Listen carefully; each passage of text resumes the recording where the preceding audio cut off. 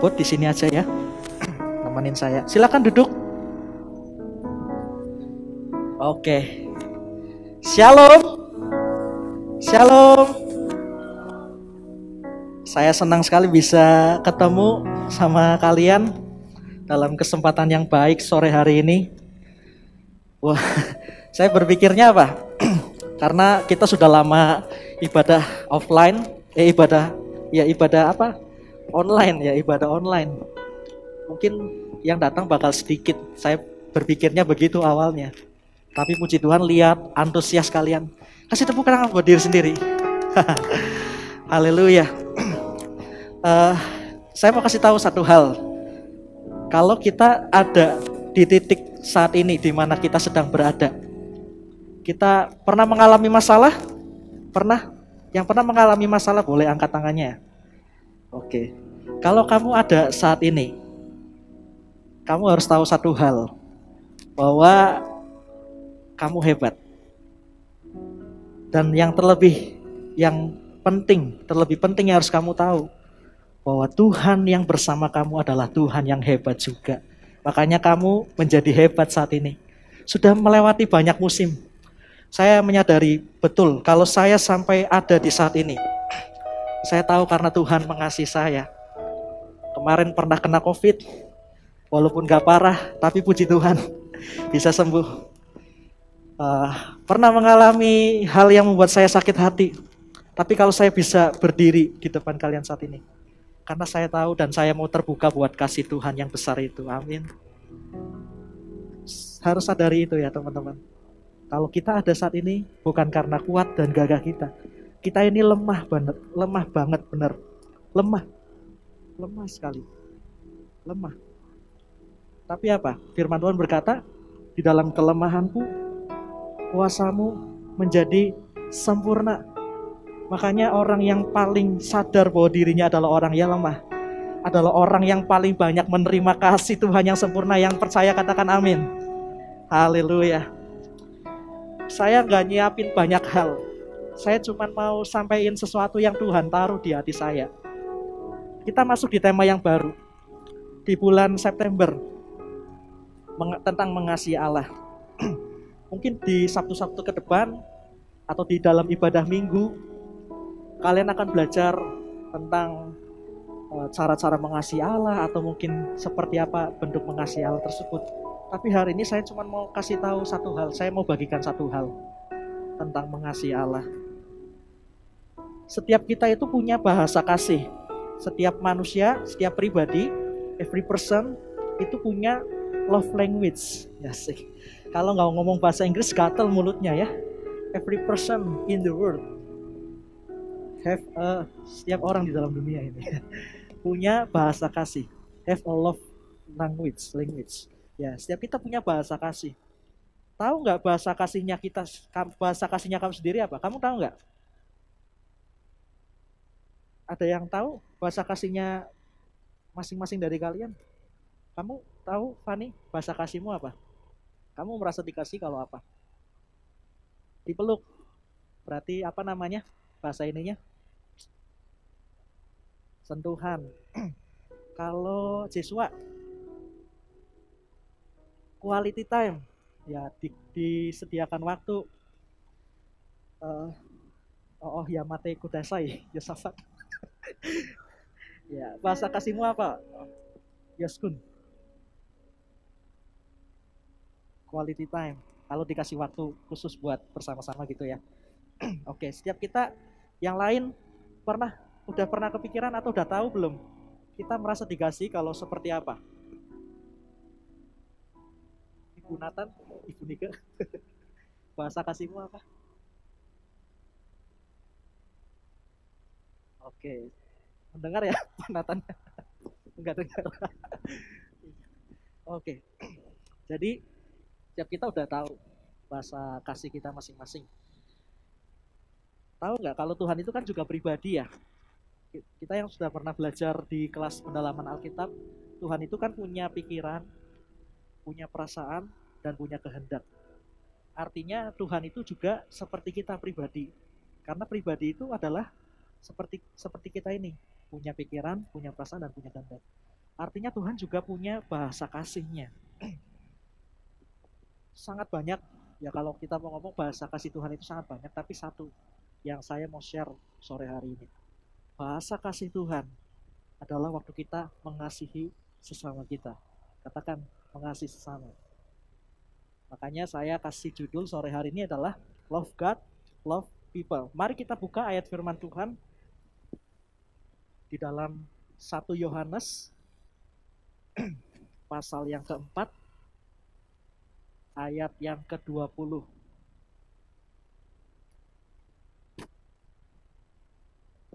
Lagi di foto jadi gaya dulu gitu. 1 Yohanes pasal 4 ayat 20. Sudah ketemu bilang amin, belum ketemu bilang aman. Amin ya. Oke, saya kangen sama suaranya Indri. Tolong dong, Indri ini yang cantik ini. Tolong bacain sambil berdiri. Ya, karena barang siapa tidak mengasihi saudara yang dilihatnya, tidak mungkin mengasihi siapa? Mengasihi siapa di situ? Mengasihi Allah yang tidak dilihat. Ayat ini tuh lagi ngasih tahu ke kita bahwa kalau kita ngomong kita mengasihi Allah, kita nggak bisa lupain atau kita nggak bisa pisahin kasih kita ke Tuhan dengan yang satu ini. Kalau kita ngomong kita mengasihi Allah, Tuhan mau supaya kita mengasihi saudara kita yang terlihat. Ya, saudara kita ini bukan berarti harus ada hubungan darah gitu ya. Di dalam terjemahan yang lain itu kita lihat ya, di terjemahan Alkitab yang terbuka, jika ada orang yang berkata aku mengasihi Allah. Bentar, ini masih sama bahasanya. Salah, bentar. Tadi saya lihat ada di terjemahan yang lain yang mengatakan bahwa mengasihi sesamanya. Di sini nggak ada tiba-tiba. Oke, di terjemahan itu mengatakan bahwa jika kita mengatakan kita mengasihi Allah, namun kita tidak mengasihi sesama manusia, maka kita sedang berbuat dosa. Kalimat dari terjemahan itu yang saya baca demikian. Karena kita nggak bisa disebut mengasihi Allah tanpa mengasihi manusia. Yang kelihatan aja kita nggak bisa kasihi, apalagi yang nggak kelihatan. Saya mau tanya dulu di sini, siapa yang mengasihi Allah? Siapa yang mengasihi Allah? Oke. Kalau ditanya pasti semua angkat tangan ya. Tapi dalam praktek kehidupan kita, dalam praktek kita menjalani hidup kekristenan kita, seringkali kita lupa sama ayat yang satu ini. Waktu apa? Waktu apa? Waktu orang bikin kita sakit. Sulit gak mengasihi orang yang menyakiti kita? Sulit, ya. Tapi Alkitab ngajarin apa? Kalau kita mengasihi Allah, maka kita harus mengasihi sama kita, bahkan orang yang menyakiti kita. Apa sih alasan yang bikin kita sulit untuk mengasihi sesama? Coba kita pikirkan sama-sama ya. Tadi sudah sedikit saya bahas, yaitu kalau orang menyakiti kita, ya itu hal yang semua orang pasti setuju ya. Kalau ada teman kita nikung atau ada kalau kita di ghosting, ya ditinggal pas lagi sayang-sayangnya, atau apalagi kalau apa ya, pokoknya kalau disakiti lah, alasan menyakitinya banyak. Terus apalagi alasan kedua, kenapa kita sulit mengasihi sesama? Ada yang punya alasan? Mungkin dari pengalaman kalian yang lain. Kalau disakiti itu kan semua mungkin hampir mengalami ya. Ada nggak alasan lain kenapa kita nggak bisa mengasihi sesama? Kenapa? Ada yang jawab tadi siapa? Ngomongnya jangan umik-umik dong. Itu ngomong apa nyuci baju itu? Belum mengenal. Belum mengenal. Oke, belum mengenal. Makanya kita nggak bisa mengasihi. Ada lagi? Cici Ameng, ada nggak alasan kenapa kita nggak bisa mengasihi sesama selain kita pernah disakiti, terus apalagi kita belum mengenal?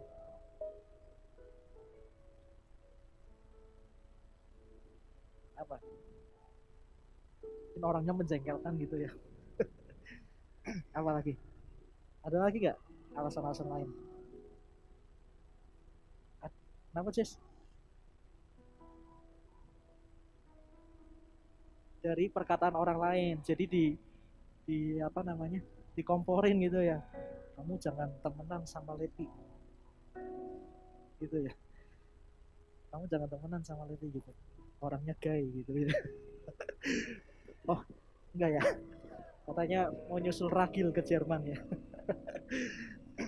Ya dikomporin bisa. Kita nggak tahu orang. Makanya tadi berarti benar. Kita nggak bisa mengasih kalau nggak kenal ya. Karena kalau kita kenal orangnya, orang mau ngomporin kita segimanapun, kita nggak akan terpengaruh dong. Bener nggak? Oke. Nah, banyak alasan ya. Tapi alasan yang paling kompleks dan sering ditemui adalah kenapa kita sulit mengasihi sesama. Adalah waktu orang lain menyakiti kita. Setuju? Setuju nggak? Setuju. Ya karena hampir setiap kita mungkin pernah mengalami pengalaman rasa sakit ya. Ya apapun itu pengalaman kita yang tadi sedikit saya sebutkan, entah kita apa ditolak, di ghosting, diputusin, di apa? Dihujat, ya dihujat banyak. Tapi kita harus tahu satu hal begini. Menurut kita, ya kita harus samakan persepsi atau sudut pandang dulu nih. Orang-orang yang menyakiti kita itu layak gak sih untuk dikasihi? Menurut Cuncun, orang yang jelekin kamu, orang yang menjahatin kamu, layak gak buat kamu kasihi? Layak, layak ya. Hebat, kasih tepuk tangan buat Cuncun. Ada nggak yang punya, ada nggak yang punya sudut pandang bahwa orang yang menyakiti kita itu nggak layak buat dikasih? Saya tuh merasa begitu loh. Loh, pendeta kok begitu ya? Supaya apa? Kita harus tahu begini. Mungkin bukan cuma saya. Mungkin kalian munafik kalau bilang orang yang menyakiti atau menjahati saya layak untuk dikasihi. Bisa dibilang begitu. Karena pada prakteknya, pada dasarnya waktu kita menerima rasa sakit, pasti ngalamin sakit. Dan pasti respon yang ingin kita keluarkan apa? Menghujat, ya, membalas. Kita pengen pengen balas lah pokoknya, pengen apa ya? Ah, pengen membuat orang yang menyakiti kita lebih sakit. Ya, balas dendam lah pokoknya gitu. Biasanya kan begitu ya, pada umumnya. Bahkan sekelas saya begini. Tapi bukan berarti saya nggak bisa mengampuni begitu ya. Cuman saya mau kasih tahu, kadang-kadang kita itu seperti itu. Dan kita berkata, "Oh, orang yang menyakitiku nggak layak buat dikasih." Sebetulnya kita sendiri adalah orang yang tidak layak untuk dikasih Tuhan. Kita kasih penilaian ke orang lain yang menyakiti kita. Orang itu nggak layak buat saya kasihi. Orang itu nggak layak buat saya temenin lagi. Udah nipu, ambil uang saya. Ya, sabar ya. Tanpa kita sadari bahwa kita juga sebenarnya adalah orang yang nggak layak buat dikasih Tuhan. Tapi apa yang Tuhan lakuin buat kita? Apa? Mengampuni dan mengasihi kita dan tetap mengasihi kita. Kemarin saya sama Kanatan, kami berdua diajak sama Om David ke Tangerang, jalan-jalan di Ayon. Kalau saya sih memang nggak bawa uang banyak, jadi kalau saya nggak tahu kalau Pastor Jonathan bawa uang nggak. Yang lain belanja, Om David Tante Solon belanja, Ko David Sibriska belanja, saya sama Kanatan pegang keranjang, keranjang belanja. Sambil yang lain belanja kita ngobrol tentang pengampunan, kita ngobrol tentang kasih Tuhan. Berat ya, di mall aja masih ingat Tuhan kita ini ya. Rohani sekali nggak sih? Kayak karena nggak punya uang jadi kita nggak belanja tapi malah ngobrol firman ya. Kita ngobrol firman. Ya dalam pembicaraan itu hambanya ini saklek. Kalau orang berdosa Orang sudah percaya Yesus tapi berdosa, itu nggak akan diampuni lagi. Keras sekali memang kalau nabi itu memang keras ya biasanya. Ya, suka menegur dan keras berkatanya. Saya setuju. Saya setuju. Kenapa? Supaya itu nggak membuat kita menjadi mempermainkan pengampunan. Tapi kita nggak bisa terapin itu ke orang lain. Itu harus kita terapin ke diri kita sendiri. Ngerti nggak? Ngerti ya? Nah, kalau ke orang lain gimana konsepnya? Kalau ke orang lain kita harus melihat dari sisi Tuhan melihat. Kalau ke orang lain kita harus melihat dari sisi orang lain. Dari sisi Tuhan melihat. Gimana cara sisi Tuhan melihat? Pertobatan, berjalan di dalam kekudusan itu adalah sebuah proses. Ya, seperti seseorang berjalan, belajar berjalan, anak kecil belajar berjalan, dalam proses belajar berjalan bisa mengalami jatuh lagi nggak? Bisa. Ya, jadi kalau kita ke Tuhan harus menerapkan saya harus berusaha hidup sebenar mungkin karena saya tahu kalau saya mempermainkan pengampunan maka saya nggak diampuni Tuhan. Itu yang harus kita tangkap ya. Itu yang saya tangkap dari kebenaran yang hamba ini sampaikan. Tetapi saya juga merenungkan di sisi lain. Kita nggak bisa terapin itu buat orang lain. Ke orang lain kita harus terapin apa? Sesama kita itu adalah seseorang yang masih berjalan dalam prosesnya. Ya, dan proses setiap orang itu berbeda-beda. Ada yang tingkatan rohaninya segini, maka prosesnya lebih mudah gitu ya.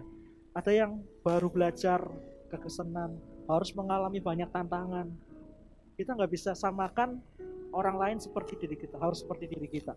Jadi yang harus kita terapkan adalah tetap mengasihi orang yang menyakiti kita. Seperti Tuhan yang nggak pernah menyerah buat mengasihi kita. Tuhan itu nggak pernah menyerah loh buat mengasihi kita. Coba dihitung. Kalau ngomong soal dosa, dosa itu bukan cuma tentang apa yang diucapkan atau apa yang diperbuat. Bukan cuma coli, bukan cuma nonton bokep, apalagi bukan cuma ngomong asu bangsat. Tapi waktu kamu mikir sesuatu yang jahat itu juga udah dosa loh. Gak pernah kepikir sampai sana. Tapi saya mau kasih tahu, waktu kita mikir tentang kejahatan itu juga sudah dianggap jahat di mata Tuhan. Jadi kalau kita berpikir saya nggak berdosa karena nggak coli, karena nggak nonton bokep, karena nggak ngomong asu bangsat, itu belum cukup. Karena terkadang pikiran kita masih jahat. Jujur aja, bahkan orang yang belajar firman pun juga masih punya pikiran yang jahat. Makanya kita harus bertobat setiap waktu.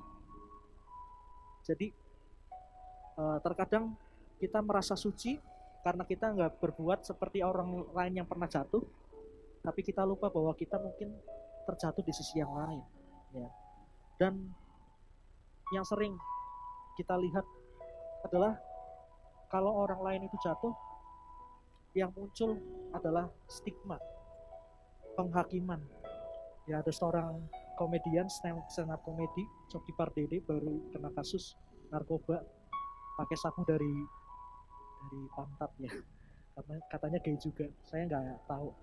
Tapi ada satu orang hamba Tuhan, pendeta Yeri Patina Sarani, yang langsung posting tentang Indonesia tanpa stigma.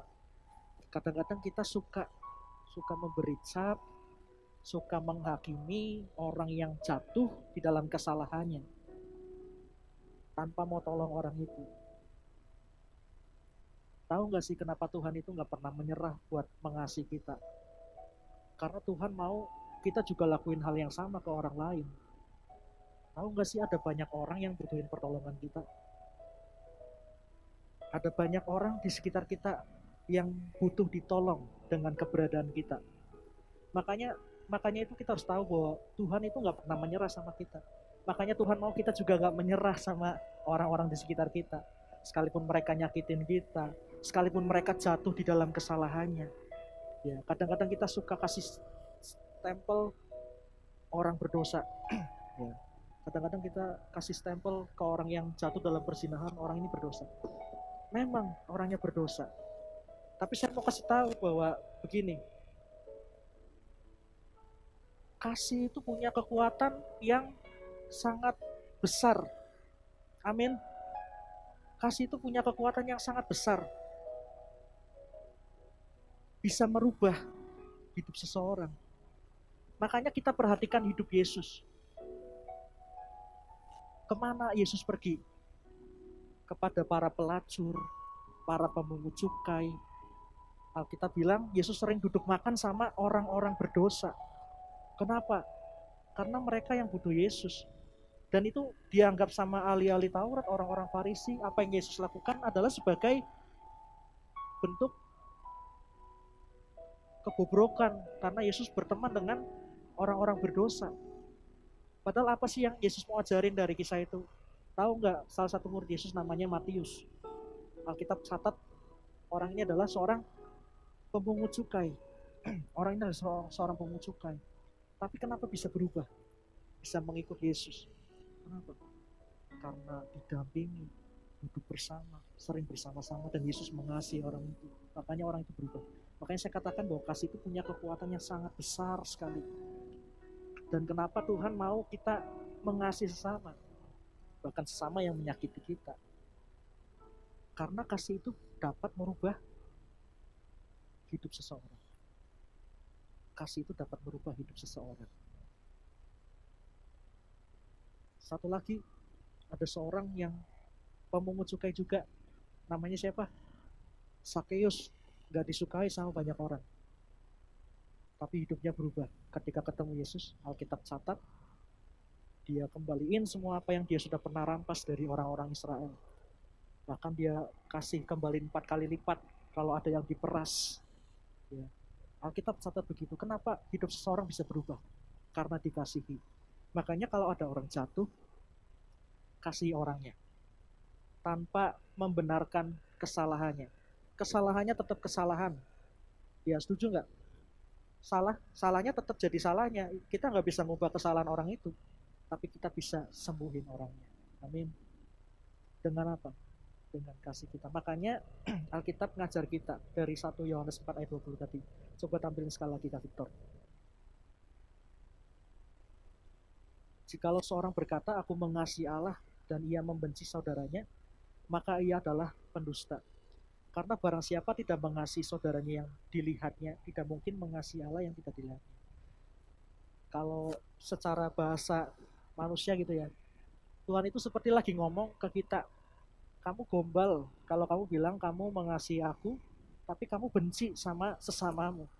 Ya, sepertinya Tuhan sedang berbicara seperti itu sama setiap kita di sini yang berusaha berhenti mengasihi sesamanya. Nah, balik lagi ya, ke permasalahannya adalah kepada siapa kita sulit mengasihi. Kan tadi saya jelaskan di awal, kita sepakat semua bahwa kita sulit mengasihi orang yang menyakiti kita.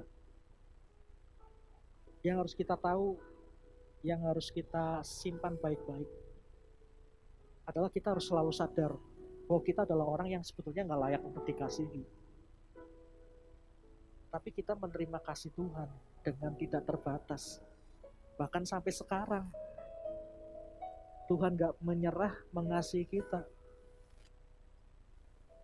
Hal apa sih yang paling setimpal yang Tuhan mau? Kalau Allah itu mengasihi kita, kira-kira apa sih yang setimpal supaya kita bisa membalas kasih Tuhan? Pernah berpikir gak? Aku sudah dikasihi, harusnya nih, kalau yang beneran orang ya, saya nggak tahu di sini ada yang bukan orang apa enggak. Tapi kalau yang beneran orang, kalau pernah ditolong itu pasti punya rasa terima kasih. Saya kemarin waktu sakit, banyak ditolong sama jemaat, bahkan terutama sama rekan-rekan sepelayanan ya. Hambanya ini bawain laptop biar saya nggak bosen, ya biar saya juga bisa ngerjain PowerPoint-nya Om David. Terus apa? Buletin dikerjain, ya tugas saya padahal, tapi dikerjain. Ya, tadi saya kenapa ngomong ke sini ya? Lupa. Oh ya, pas mohon maaf karena ada penurunan fungsi otak sebelah kanan. Jadi bisa gampang lupa. Ya, jadi setiap kita, saya aja benar-benar ini loh, walaupun saya tidak meluapkannya dengan ngajak mereka makan gitu ya. Tapi saya benar-benar bahwa tahu gitu. Saya terima kasih sekali kemarin waktu sakit sudah ditolong. Tante Solan biasa minta tolong saya buat ngerjain kreativitas dikerjain sama mereka berdua. Ya, saya terima kasih. Nah, kalau kita orang nih, harusnya kita tahu tahu terima kasih. Kalau kita tahu kita dikasih Allah, harusnya kita juga punya perasaan yang sama dong buat membalas kasih Tuhan. Ya, salah satu hal yang membuat saya melayani saat ini adalah karena saya tahu saya dikasih Tuhan. Dan saya nggak punya apa-apa buat bisa saya kasih ke Tuhan selain hidup saya. Sekalipun nih, pelayanan yang saya lakukan, saya udah 7 tahun. 7 tahun berapa bulan? Saya bulan Mei, ini bulan apa? 7 tahun lebih 4 bulan sudah menjadi full timer di sini. Sekalipun sudah selama itu jadi pelayan Tuhan di sini, saya masih berpikir bahwa ini nggak sebanding atau nggak setimpal dengan apa yang sudah Tuhan perbuat buat saya. Ya, sekalipun kita terus berusaha membalas kasih Tuhan, memang kita nggak akan pernah bisa sampai setimpal dengan kasih Tuhan. Tapi seenggaknya kita pasti punya keinginan untuk membalas seseorang yang sudah berbuat baik sama kita. Benar nggak? Tuhan mau supaya kita juga mengasihinya. Dan kalau kamu mengasihi Tuhan itu nggak cukup hanya dengan lewat perkataan, atau hanya dengan kamu sering rajin beribadah, rajin berdoa atau baca Alkitab. Belum cukup kalau kamu belum lakuin hal yang satu ini. Yaitu apa?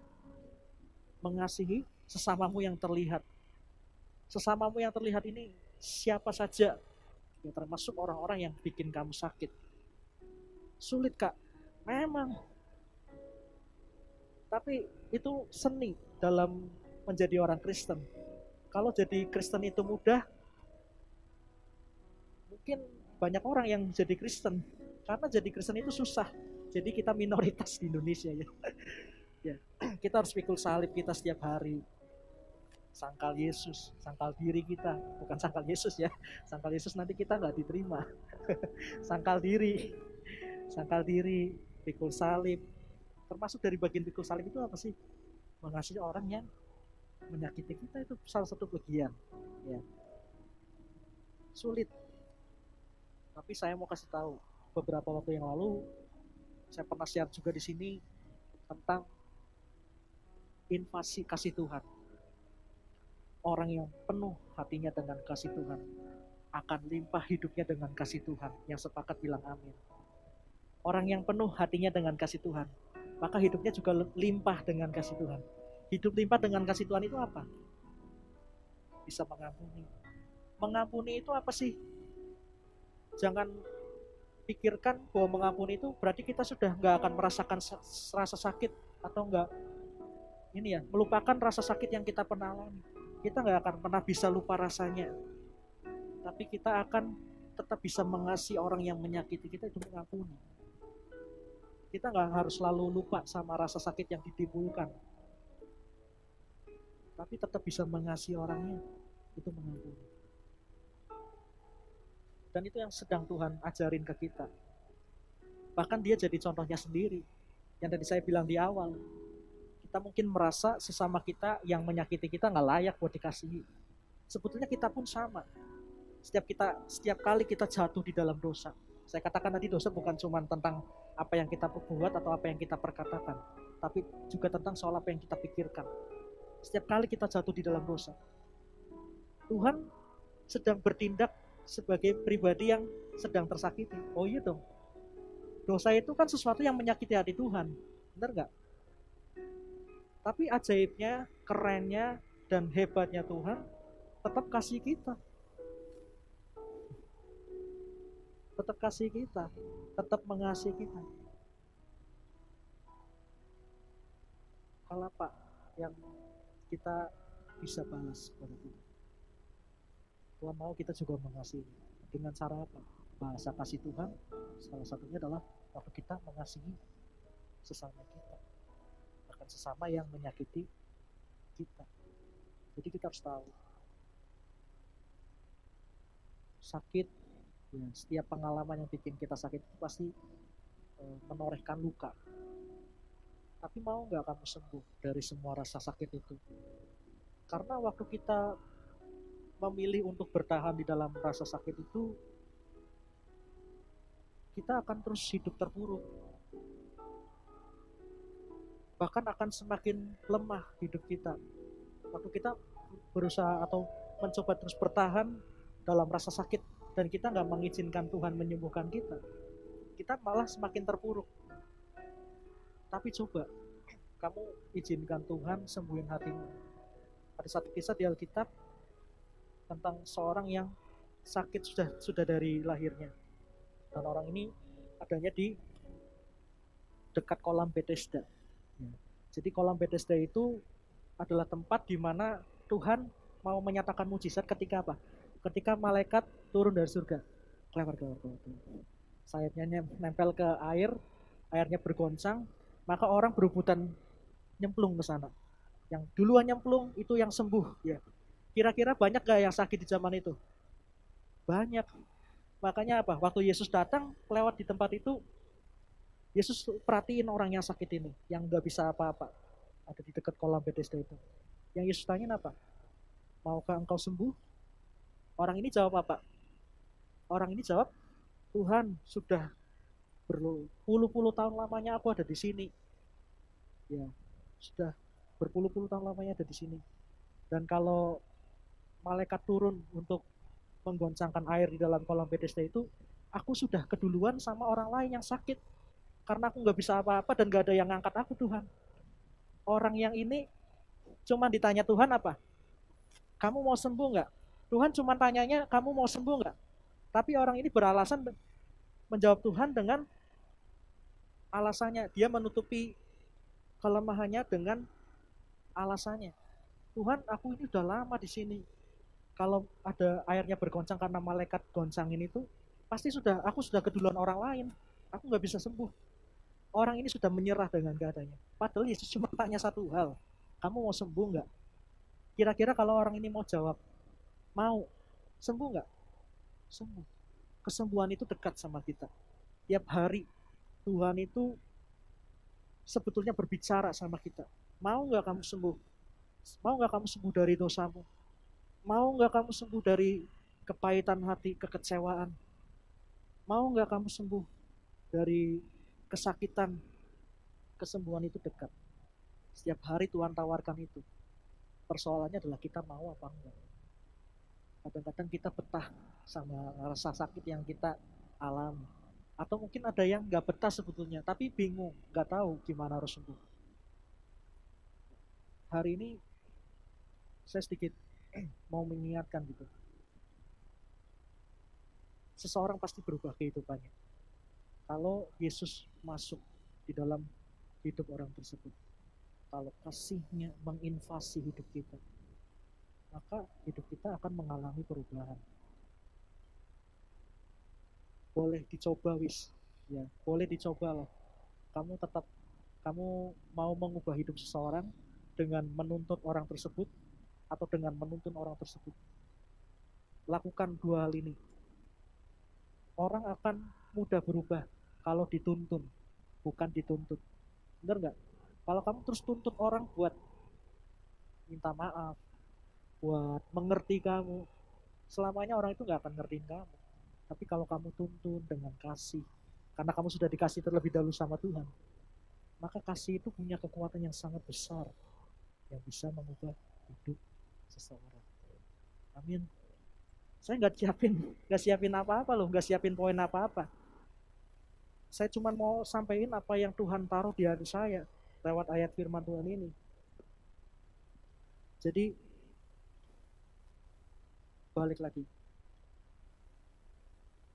Di bulan akan diajar bagaimana mengasihi Allah. Apel 1 ini saya kasih tahu kepada setiap kita.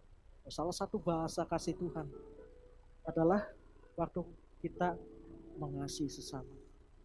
Gimana kita bisa mengasihi sesama kalau kita nggak menerima terlebih dahulu kasih Tuhan? Karena kita sudah terlebih dahulu menerima kasih Tuhan, maka kita bisa mengasihi sesama. Jadi kita bisa simpulin, kenapa kita nggak bisa mengasihi sesama? Karena kita menutup diri untuk kasih Tuhan masuk di hidup kita. Kenapa kita nggak bisa mengasihi sesama kita? Di saat kita berhenti untuk berusaha mengasihi sesama kita, bahkan orang-orang yang menyakiti kita, Sebetulnya kita sedang menutup hati untuk mengizinkan kasih Tuhan itu masuk kepada kita. Makanya kita nggak bisa mengasihi. Harusnya tadi saya mau pakai ilustrasi, tapi nggak dibawa. Ya, seperti misalkan saya punya wadah, saya punya wadah dan wadah itu anggap saja ember lah. Wadah itu ember. Ya. Wadah ini akan terus terisi penuh, bahkan sampai meluap.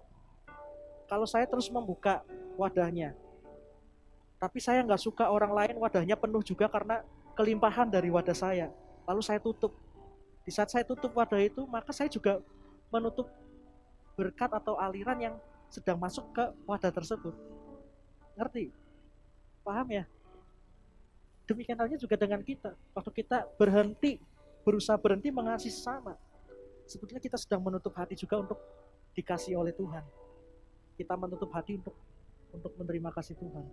Jadi kita harus selalu perhatikan hal ini. Jangan jadi orang yang bertahan di dalam rasa sakit, bangkit, sembuh, kasih sesamamu. Kenapa Tuhan gak pernah nyerah untuk mengasihi kita?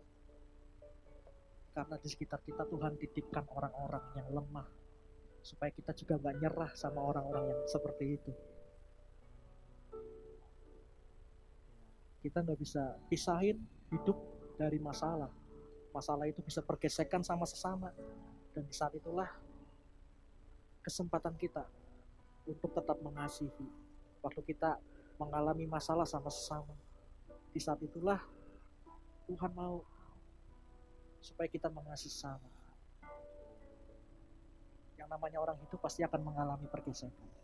Kalau nggak pengen mengalami pergesekan, mati duluan aja. Ya, jadi akan selalu saya pastikan selama kita hidup ke depan kita akan terus mengalami masalah. Bahkan Alkitab sudah kasih tahu tentang keadaan orang-orang di akhir zaman akan semakin jahat. Artinya tantangan kita sebagai orang percaya akan semakin sulit. Makanya saya kasih tahu nih, kita harus limpah dengan kasih Tuhan untuk tetap bisa mengasihi dunia ini, mengasihi orang-orangnya ya, bukan mengasihi kesenangan ya. Jadi kita harus limpah dengan kasih Tuhan. Gimana caranya limpah dengan kasih Tuhan? Buka hati aja buat Tuhan.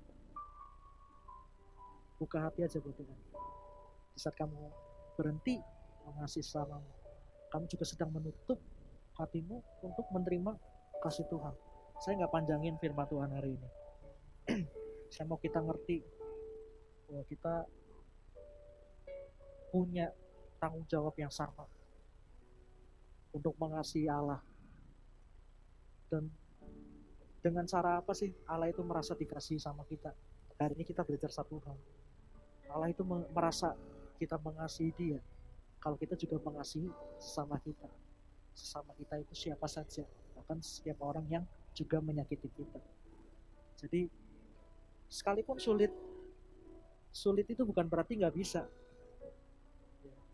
Sulit itu bukan berarti nggak bisa dilakukan. Bisa. Kalau apa?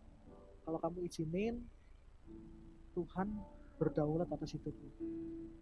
Kalau kamu memang bertuhankan Yesus, ini saya sampaikan kemarin di persekutuan doa Levi Generation.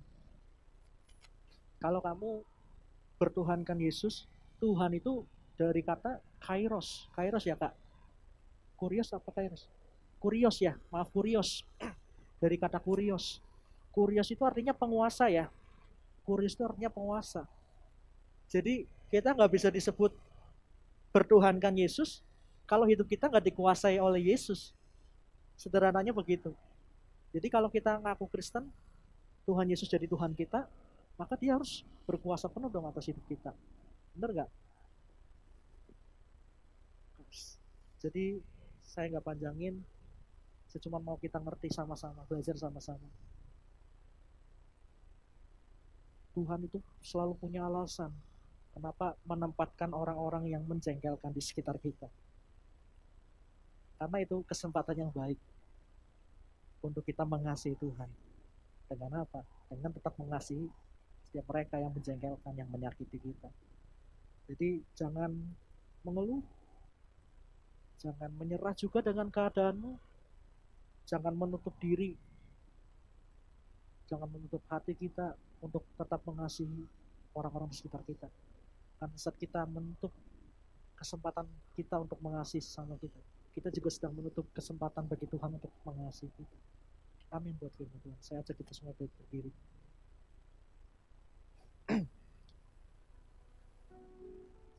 Saya mau ajak kita semua hari ini buat mengalami kasih Tuhan. Cari wajah Tuhan, dan kita akan temukan kasih Tuhan. Supaya hati kita terus penuh dengan kasih Tuhan itu sendiri. Dan kalau hati kita penuh dengan kasih Tuhan, maka hidup kita juga akan limpah dengan kasih Tuhan. Amin. Siapa mau sembuh dari dosamu, dari semua kesakitanmu, dari semua kepahitan hati, kekecewaan? Siapa mau sembuh? Hari ini Tuhan tawarkan kesembuhan itu. Dengan apa? Dia mau bebat luka hati kamu dengan kasih-Nya. Amin. Mari datang kepada Tuhan. Saya mengundang pemain musik. Haleluya. Cari wajah,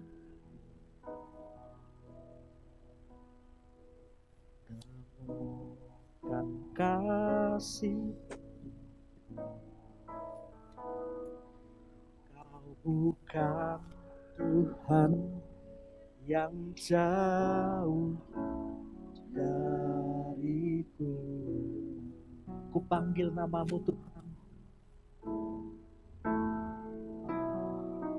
Ku panggil namamu. Ku dengar jawabmu. Jawab. Kau Tuhan yang selalu dengar seruan hatiku, seruan hatiku. Sungguh indah Kau Tuhan, penuh kasih.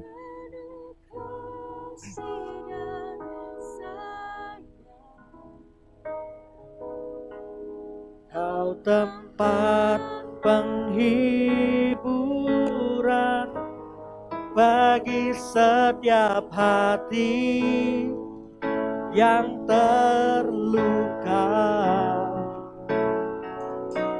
Sungguh indah Kau Tuhan, menara perlindungan. Kau sumber kekuatan bagi semua orang yang membutuhkan. Sama-sama nyanyiin pujian ini lebih sungguh. Ku cari wajah-Mu, ku cari wajah. Temukan kasih-Mu Tuhan. Kasih, Kau bukan Tuhan yang jauh dariku. Ku panggil namamu, panggil namamu. Ku dengar jawabmu.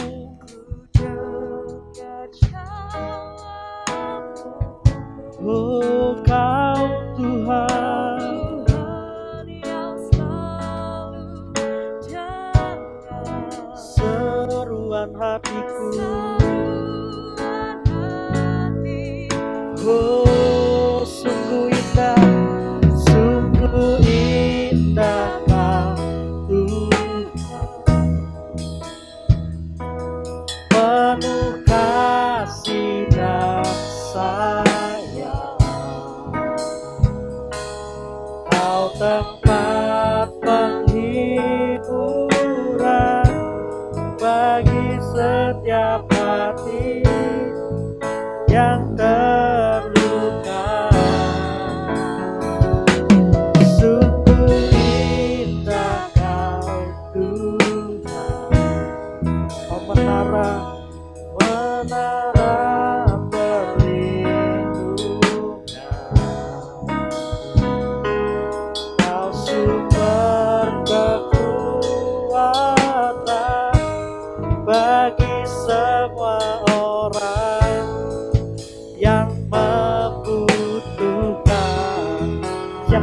saja nyanyikan yang pujian ini dari awal. Katakan, ku cari wajah-Mu. Nyanyikan lebih sungguh dengan kesungguhan kepada Tuhan. Sadari bahwa Tuhan sudah hadir bersama dengan kita sore hari ini dan siap mengasihi kita lebih lagi. Cari Dia dengan kesungguhan hatimu. Panggil namanya Yesus, Yesus.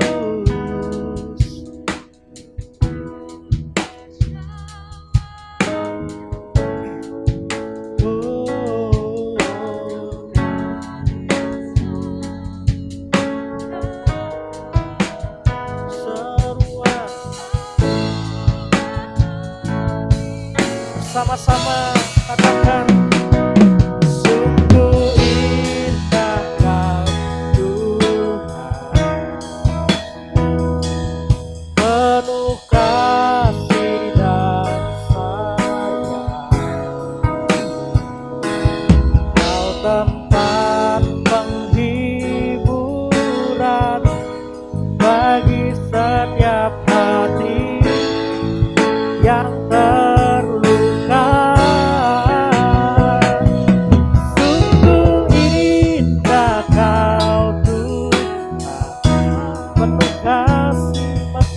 perlindungan. Amin. Kau sumber kekuatan bagi semua orang yang membutuhkan. Sungguh indah, sungguh indah Kau Tuhan. Penuh kasih dan sayang. Kau tempat perlindungan bagi setiap hati yang terluka. Sungguh indah Kau Tuhan. Kau menara perlindungan. Kau sumber kekuatan bagi semua orang yang membutuhkan. Angkat hati kita bagi Tuhan. Sungguh indah Kau Tuhan. Izinkan Tuhan dengan kasih yang penuh itu menghampirimu dan mengasihimu, membebat setiap luka hati, menyembuhkan setiap sakit, setiap dosamu, kepahitan, kekecewaan hatimu. Izinkan Tuhan dengan kasih-Nya masuk menguasai hidup kita, supaya hati kita juga penuh dengan kasih Tuhan dan hidup kita bisa limpah dengan kasih-Nya.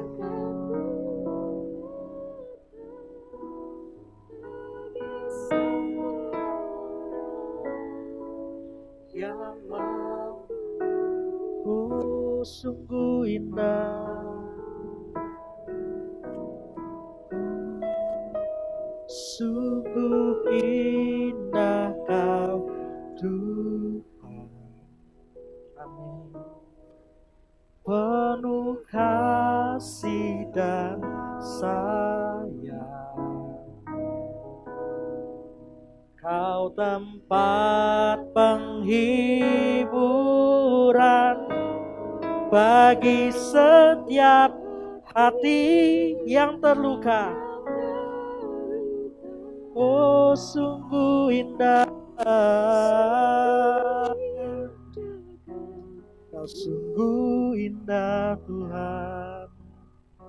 menara perlindungan.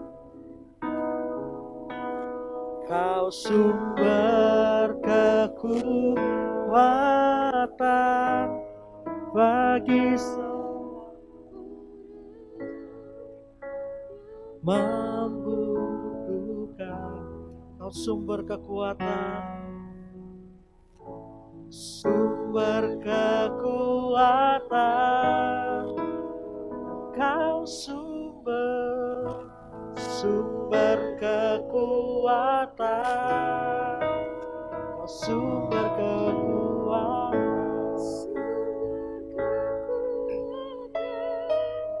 bagi semua orang yang membutuhkan. Mari sembah Dia. Haleluya. Kau sumber kekuatan kami Tuhan. Kami mengasihi-Mu,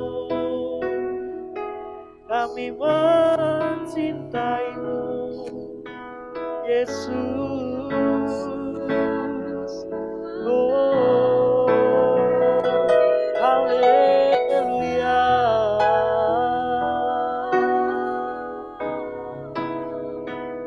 Haleluya.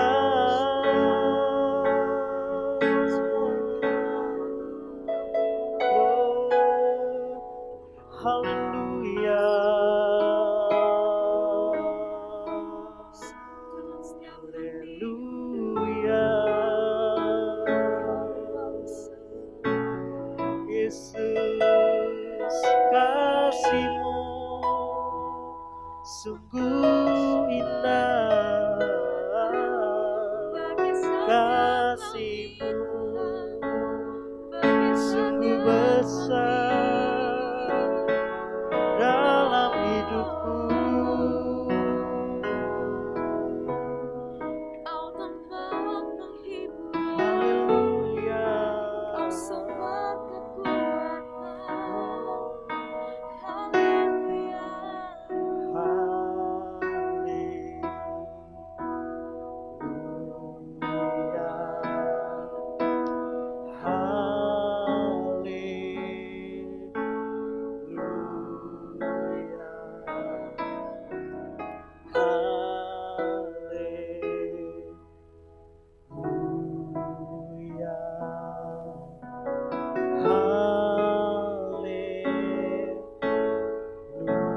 Sing haleluya.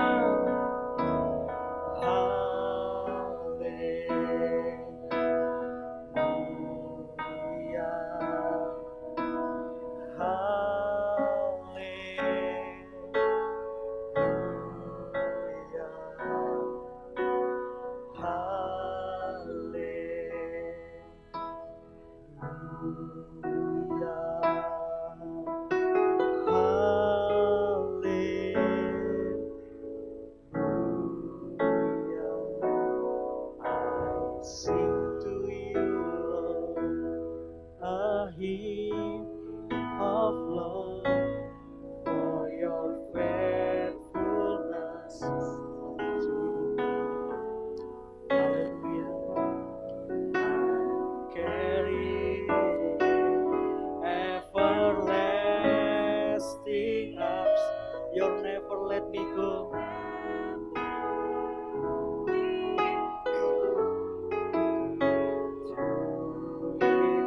I sing to you, Lord. I sing to you, Lord, a hymn of love for your faithfulness to me. I carry in everlasting arms. You'll never let me go. Sekali lagi nyanyikan. I sing to you, Lord, a hymn of love for your faith.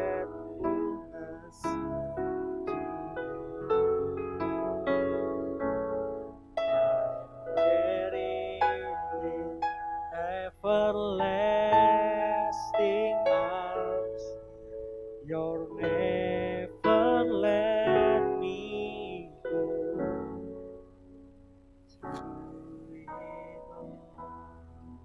Saya minta dengan kasih Kanika berdoa buat setiap kita.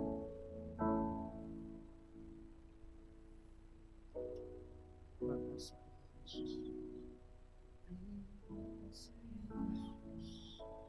Kami bersyukur Tuhan buat setiap kasih-Mu, buat setiap kebaikan-Mu dalam hidup kami Tuhan. Amin. Ketika kami melimpah dengan ucapan syukur Tuhan, kalau sore hari ini, kalau malam hari ini Tuhan, Kau kembali boleh kumpulan kami di tempat ini Tuhan, Amin. untuk beribadah bersama-sama Tuhan, untuk memuji menyembah nama Engkau Tuhan.